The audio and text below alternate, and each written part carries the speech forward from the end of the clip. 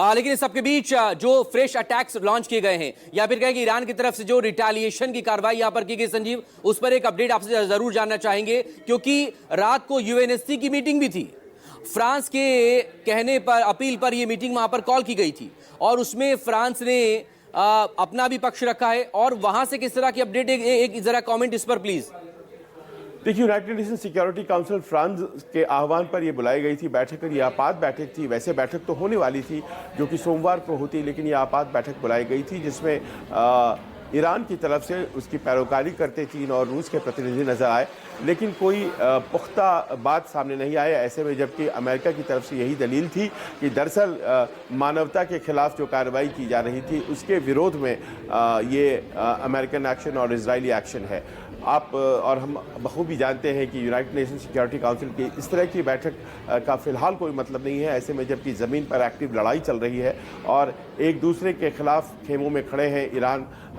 के समर्थक और इजराइल के समर्थक, लिहाजा उससे बहुत कुछ तो बाहर सामने नहीं आया। लेकिन ये ज़रूर है कि एक सॉबरिंग इफेक्ट होता है इस तरह की बैठकों का, पर यहाँ इस केस में वो भी होता दिखाई नहीं पड़ रहा है। अब से कुछ देर पहले मैं पीटर हेग्सेथ जो कि रक्षा मंत्री हैं अमेरिका के, उनकी ट्वीट पढ़ रहा था और उन्होंने लिखा है कि ईरानियन नेवी को ख़त्म किया जाएगा, उसके साथ ही साथ मिसाइल प्रोडक्शन फैसिलिटी जो ईरान की है उसको भी ख़त्म किया जाएगा। यानी कि बहुत अग्रेसिव तरीके से अब ईरान की ये योजना है कि जो क्षमताएं हैं, अब अमेरिका की योजना है कि जो क्षमताएं हैं ईरान की उसको एक एक करके ख़त्म कर दिया जाए। देर सवेर इंटरनेशनल कम्युनिटी ये कहने जा रहा है कि ऐसे में जबकि आपके हिसाब से खमैनी नहीं रहे तो फिर आप अपने हमलों को क्यों जारी रख रहे हैं, और उस समय से पहले वो चाहते हैं कि जितना ज़्यादा अटैक किया जा सके और ईरान को नुकसान पहुंचाया जा सके, उसके फैसिलिटीज़ को नुकसान पहुंचाया जा सके। लेकिन आप जानते हैं बहुत आसान भी नहीं है। ईरान एक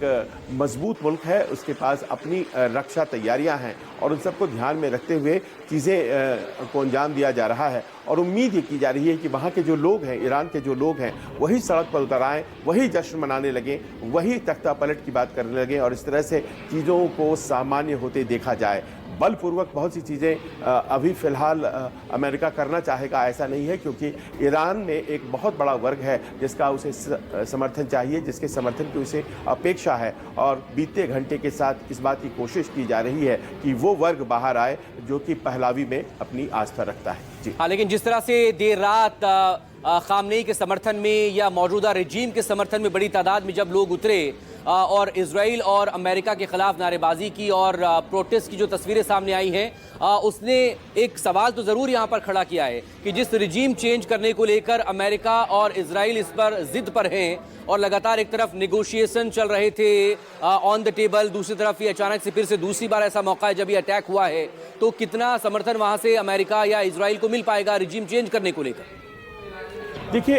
अमेरिका को ये बखूबी पता था कि ये जो पूरा ऑपरेशन है ये बहुत ही हाई रिस्क ऑपरेशन है, लेकिन ये बात कन्विंस की गई राष्ट्रपति ट्रंप को कि हाई रिस्क है लेकिन हाई रिवॉर्ड है, क्योंकि बहुत ही pin pointed accurate information Khamenei के लोकेशन के बारे में इजराइल प्रोवाइड कर रहा था। लिहाजा ये अटेम्प्ट लिया गया, बावजूद इसके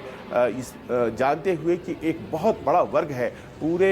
ईरान में जो कि खामेनेई सत्ता में अपनी आस्था रखता है और वो कतई बर्दाश्त इस बात को नहीं करेगा कि सीधे हमला किया गया। ये बहुत दिन तक हमला नहीं चल सकता है, इस बात को भी अच्छी तरह से जाना जाता था। लिहाजा एक एक्यूरेट हमला होना था और अमेरिकन की माने तो उन्होंने इसे करने में सफलता हासिल की है, इजराइल ने ही लीड किया था। अब ऐसे में जबकि नेतृत्व जो है ईरान में अमेरिकन के अनुसार वो रहा नहीं है, तो फिर आखिरकार कौन कंट्रोल कर रहा है? क्या कोई दूसरी और तीसरी पंक्ति की व्यवस्था करके खामेनेई ने रख रखी थी, या फिर अपने आप में ये व्यवस्था पहले से ही वर्तमान थी, क्योंकि एक्शन में तो हमेशा से उनके समर्थक ही हुआ करते थे। ये तमाम ऐसी चीज़ें हैं जो कि अभी तक बहुत स्पष्ट नहीं हो पाई हैं। हर बीते घंटे के साथ चीज़ें और ज़्यादा साफ हो रही हैं। अभी फ़िलहाल एक बहुत बड़ी जिम्मेदारी ईरान में इस वक्त जो भी कंट्रोल में है उनके ऊपर है कि वो किसी तरह से इस बात को दिखाएं, साबित करें कि खामनेई उनके बीच ही हैं और ये एक साइकोलॉजिकल वॉरफेयर के तहत झूठी खबर फैलाई जा रही है, क्योंकि हर बीतता घंटा कहीं ना कहीं खामनेई के न होने की बात को पुख्ता कर रहा है। और अगर ये बात स्थापित हो जाती है तो फिर वो जो रेजिस्टेंस आप ईरान में इस वक्त देख रहे हैं वो धीरे धीरे खत्म हो जाएगा। लेकिन सबके भी सवाल ये कि इंटरनेशनल कम्युनिटी का, चूंकि आप जिक्र कर रहे थे, एक सवाल संजीव इसको लेकर भी कि इंटरनेशनल कम्युनिटी हो या फिर यूनाइटेड नेशंस हो, ट्रंप किसी के दबाव में आते नहीं हैं, लेकिन अमेरिका के अंदर से जो प्रोटेस्ट की तस्वीरें अब आने लगी हैं और जो सवाल उठाए जा रहे हैं ट्रंप के इस डिसीजन पर कि वो इजराइल के साथ क्यों एक बार फिर से ईरान पर हमला करने निकल पड़े हैं। Former vice president Kamala Harris ने लेकर इसको सवाल किया है। हाल ही में न्यूयॉर्क के जो मेयर चुने गए हैं जोहरान ममदानी, उन्होंने इसको लेकर सवाल किया है। खुद ट्रंप के अपने जो मागा सपोर्टर हैं वो अमेरिका को, देश को जंग में झोंकने दिए जाने से परहेज कर रहे हैं लगातार, वो भी इसको लेकर खुद खिलाफ है। पिछले 4 महीनों में या 6 महीनों में लगातार जितने भी सर्वे वहां पर हुए हैं उसमें बमुश्किल जो मैक्सिमम सपोर्टर निकल कर आया था वो 18% का सपोर्टर निकल कर आया था अमेरिका का, जो कि इस हमले के पक्ष में था। देखिए, इस बात को हमें मानना पड़ेगा कि जब चुनाव लड़ रहे थे खुद राष्ट्रपति ट्रंप, तो उन्होंने यही बात कही थी कि बिना ज़रूरत के किसी वॉर में अमेरिका को फंसाने की कोई ज़रूरत नहीं है। ऐसे युद्ध जिसका कि अमेरिका से कोई वास्ता नहीं है, आखिरकार अमेरिकन सोल्जर्स वहाँ क्यों जाएं, वहाँ क्यों लड़ें। लेकिन खुद यही बात वो करते नज़र आ रहे हैं। उन्होंने ये भी कहा था, साल 2012 का उनका एक ट्वीट सामने आया है जिसमें उन्होंने कहा था कि ओबामा अपनी स्थिति को मजबूत करने के लिए ईरान पर हमला करेंगे, और आज वो खुद ईरान पर हमला करते नज़र आ रहे हैं। तो ये सब ऐसी बातें हैं जो कि बहुत ज़्यादा पुरानी नहीं हैं और लोगों के स्मृति में अभी भी है। लिहाजा उनका विरोध कुछ मायनों में इस बात को लेकर के भी है कि अपनी कही बातों को ही वो राष्ट्रपति ट्रंप पूरा नहीं कर रहे हैं। मत भूलिए कि दूसरा एक बहुत बड़ा समूह है डेमोक्रेट्स का अमेरिका की राजनीति में, जो कि हर पॉलिसी का जो राष्ट्रपति ट्रंप उठाते हैं उनका विरोध करता है। टैरिफ से लेकर के बाकी तमाम विषयों पर आपने देखा है, वो ये जानता है कि अगर हम इनका विरोध नहीं करेंगे तो ट्रंप कहीं ना कहीं और भी ज़्यादा बेलगाम अपने तरीके से देश चलाएंगे। लिहाजा वो बहुत मुखर हो गया है। कमला हैरिस न केवल पूर्व उपराष्ट्रपति हैं, बल्कि आप अच्छी तरह जानते हैं उन्होंने ही चुनाव लड़ा था